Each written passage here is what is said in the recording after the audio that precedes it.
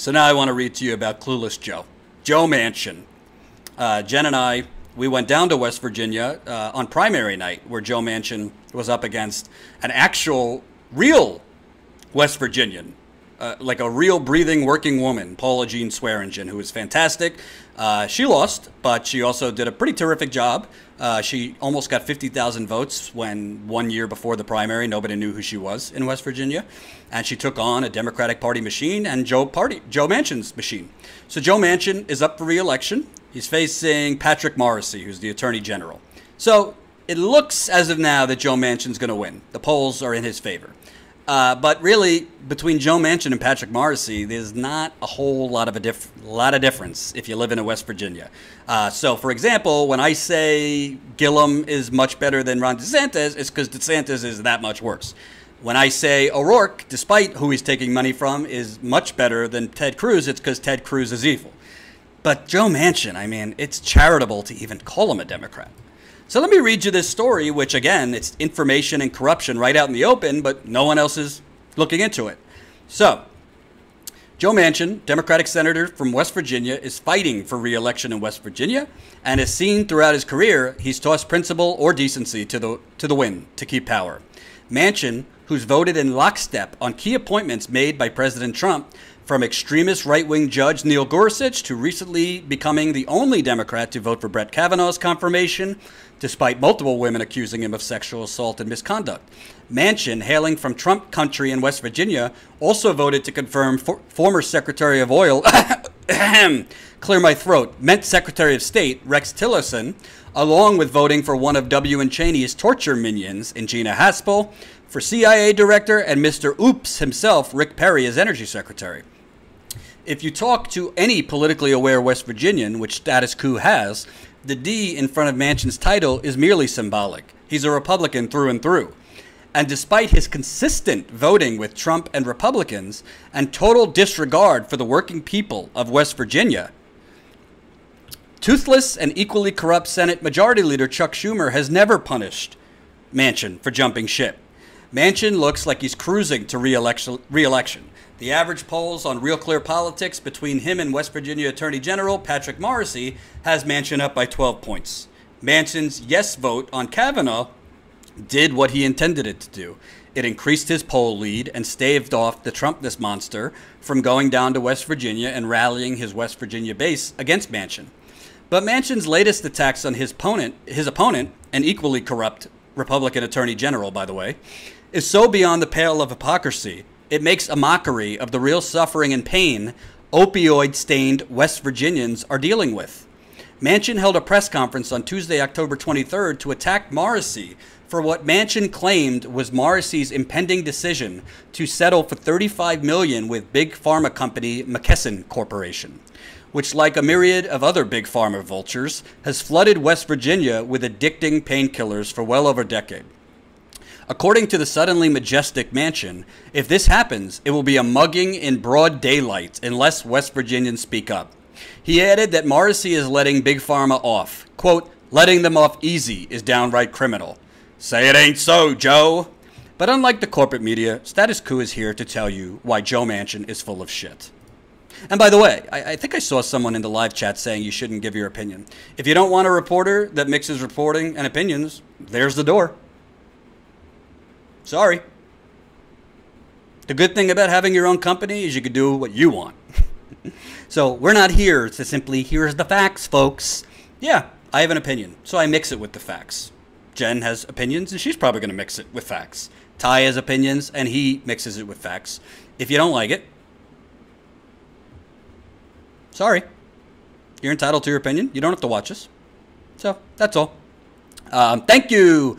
DJ Truth 209-999 in the super chat. Jordan, if there is a blue wave and Dems win Congress, they will be able to request subpoenas, Trump taxes, EPA records, and impeach. Do you think that we will see their true colors right away? I will answer that after I read this article. How about that? But unlike the corporate media, Status Quo is here to tell you why Joe Manchin is full of shit and coal. In 2017, Manchin voted for Senate Bill 483, which was essentially a scheme by big pharmaceutical companies to weaken DEA enforcement against them in their efforts to distribute opioids to doctors and pharmacists in West Virginia.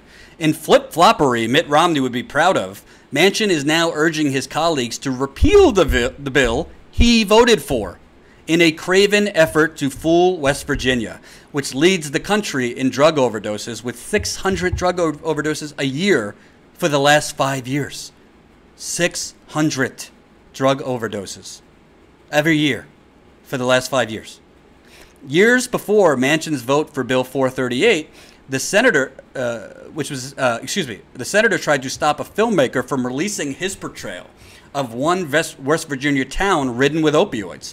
According to filmmaker Sean Dunn, who was named Best New Documentary Filmmaker by the Tribeca Film Festival for his documentary, Oceana, which is the name of a West Virginia town, which focused on the West Virginia's town with a rate of prescription drug overdoses over twice the national average. According to Dunn, he got a call from the supposedly tough on opioids Manchin asking him not to release the film. Why would a senator who wants to curb the staggering level of deadly drugs into his state try and stop the threat from getting more exposure? Follow the money. While Manchin is attacking Morrissey for the, quote, downright criminal settlement with Big Pharma, his donor rap sheet drops him squarely into the accomplice zone. His top donor is none other than the criminal and soulless pharmaceutical company Mylan, run by Manchin's daughter, Heather Bresch. Manchin has hoarded almost $200,000 from the company, famous for hiking prices on life-saving anti-allergy EpiPens by over 500%. Despite Mylan being disgraced in the halls of Congress and across media, that hasn't stopped Manchin from cashing in on their greed and immorality. In the first quarter of 2018, so this year, he took $51,250 from Mylan. And again, click on that link right there. All my facts are there. All this while Mylan most likely violated federal antitrust laws and defrauded West Virginia's Medicaid program by failing to provide rebates to the state's Medicaid fund for EpiPen. Joe Manchin, fighting on behalf of coal country. When challenged in the past on his Big Pharma donations, Manchin's spokesperson offered this laughable muddying of the waters. Quote, he will be surprised to learn that he has received any contributions from the pharmaceutical industry, given his mission of ending the opioid epidemic, including passing legislation that ultimately took 1.1 billion hydrocodone pills off the street in 2015. Yes, I too would be shocked if my daughter's pharmaceutical company was flooding my campaign with money for me to look the other way while she skyrockets the price of life-saving drugs for vulnerable West Virginians and all Americans. EpiPen is, you could die if you get into that severe of an allergic shock. And again, Joe Manchin voted yes on this bill that basically allowed pharmaceutical companies to avoid DEA, Drug Enforcement Agency enforcement, which is why West Virginia and other places like it have these opioids flooding into it. As Joe Manchin offers faux outrage and cashes Big Pharma campaign checks, thousands of people are dying. Thousands of people are dying in West Virginia. As Manchin's Democratic Party candidate, Democratic primary opponent, it should have said, told Status Quo in May, that's my interview with Paula Jean Swearingen right there, we are dealing with one of the largest addiction epidemics in the country. They're shipping these mass amounts of pills into communities. It's like they're profiting off of people's demise. Ultimately, no matter what outcome of the senator race between Manchin and Morrissey on November 6th, West Virginians lose. Both are bought-off stooges of Big Pharma, ignoring the systematic killing of impoverished and vulnerable citizens in their backyard. It's really no different than the Republican Party and some Democrats looking at the other way as our nation's school children and adults are slaughtered in schools, malls, movies, movie theaters, and at concerts. Or as Manchin put it, downright criminal. So that's an original report on Joe Manchin.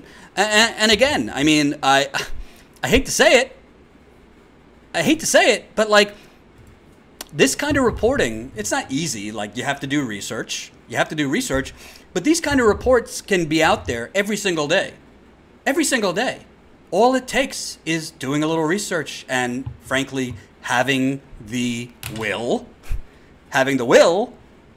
to call out political and financial corruption. So when Joe Manchin is sitting there, I don't like his opponent. I don't really care who wins. Joe Manchin, Patrick Morrissey, same thing. They're both Republicans. They're both full of it. There's a reason Joe Manchin votes for every Trump appointment and votes with Republicans all the time, because he's a Republican. But the problem is, why is the media allowing Joe Manchin to make himself over as some fighter of opioids? I've been to West Virginia. I want to go back to West Virginia. Hopefully funding helps us do it. To cover, it's literally, there are just people dying left and right there of opioid drug overdoses. That's a national emergency. You get lip service from the Democratic Party about it. You get lip service from Trump. And it's not just in West Virginia. It's happening in Ohio and other Rust Belt cities. Drugs are a big problem, especially in economically oppressed and struggling communities. People turn to drugs and painkillers and all these things. So politicians cannot be allowed at will to just make shit up and to cover up their record. Voters should not go to the voting booth thinking Joe Manchin is going to help the West Virginia opioid epidemic. He's a big reason it's so bad.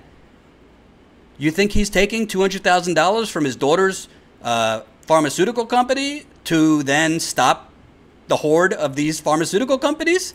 You think he's taking $200,000 from his daughter's pharmaceutical company to then try and regulate or stop his daughter's financial company, EpiPen company, from skyrocketing the prices 500%? Which there were congressional hearings on that? Family charity. But you don't have any journalists or reporters exposing this, especially not just during election years, but all the time. So Joe Manchin is as corrupt as they come.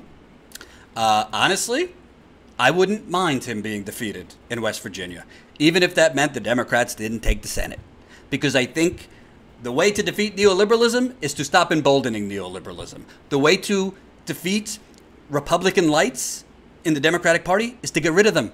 To show the Democratic Party, no, we're not going to keep electing your slightly better version of extreme Republicans. We're going to vote you out.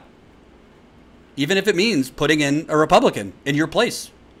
The Democratic Party is not going to change until you force them to change. As Bernie Sanders said, we're not here to compromise with Mitch McConnell. We are going to show up outside of Mitch McConnell's window with thousands of people.